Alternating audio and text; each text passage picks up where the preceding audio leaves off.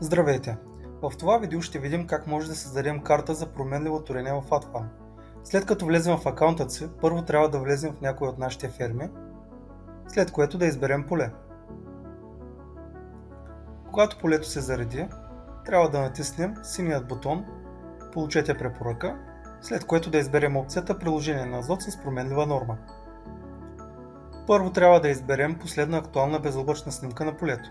Тя е избрана автоматично. Снимката, разбира се, трябва да е направена до около 5 дни, за да изобразява актуално състояние на полето. След това избираме фаза на развитие на растението, като фазите са различни за всяка култура. Избираме тази фаза, която е в момента, и натискаме бутонът "Продължаване". После трябва да изберем целева норма на азот, както и тор, която ще използваме. След това натискаме синият бутон "Създайте VRA карта за променливо торение".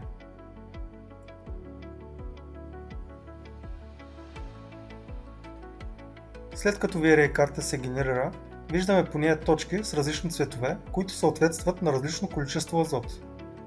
Може да се извършва и ръчно редактиране на картата, като имате възможност да променяте стойностите под всеки цвят.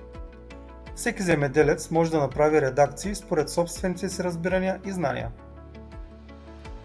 Тук вече имаме избор между две карти – зонова и растерна. Зоновата се използва, когато фермерът не разполага с оборудване за извършване на променливо торение. Тогава може да се изпрати задача към мобилното приложение, което ще играе ролята на терминал за променливо торение. В зоновата карта се групират съседни точки в групи за по-лесно изпълнение на задачата. Растерната карта пък се използва, когато фермерът разполага с оборудване за извършване на променливо торение. След като направим нашият избор, натискаме бутонът, който се намира отдолу "Експорт". Както виждаме, имаме различни видове експорти, като например за John Deere, Trimble и други. След като направим избор и свалим файла, той първо трябва да се разархивира, след което да се качи на празна флашка. После флашката се поставя в терминала на съответната машина и се следват стъпките за нейното зареждане, които са специфични за всеки терминал.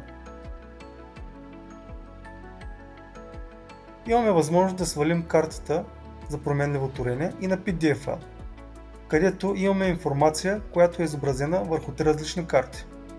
След като файлът се свали и го отворим, виждаме и трите карти, като първата карта показва цветно как е разпределен азота в активно вещество на декар. Втората карта показва цветно как е разпределен азотният продукт на декар физическо вещество. Като и за двете карти има легенда кой цвят на какво количество азот отговаря. Имаме също така и карта на биомасата, върху която е изготвена картата за променливо торение. Това са основните стъпки за изготвяне на карта за променливо торение. При възникнали въпроси, не се колебайте да се свържете с нас.